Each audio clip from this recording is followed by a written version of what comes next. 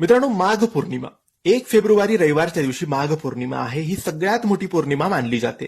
या पौर्णिमेच्या दिवशी स्नान, तप, जप आणि दान हे केलं तर आपल्याला अनेको लाभ होतात. स्नान केलं म्हणजे शुद्ध पाण्यात, पवित्र पाण्यात आपण स्नान केलं तर आपले पाप नष्ट होतात अशी मान्यता आहे.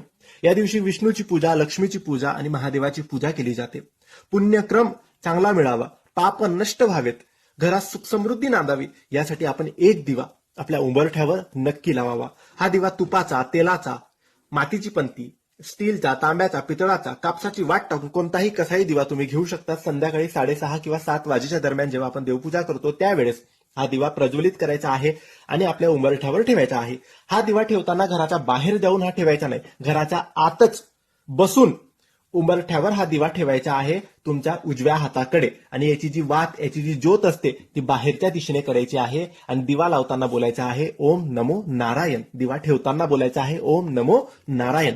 हा दिवा सुख समृद्धीसाठी, घरात बरकतीसाठी, चांगल्या आरोग्यासाठी उंबरठ्याच्या वर लावायचा आहे, उजव्या बाजूला. नक्की लावा, नक्की तुम्हाला लाभ होईल. धन्यवाद.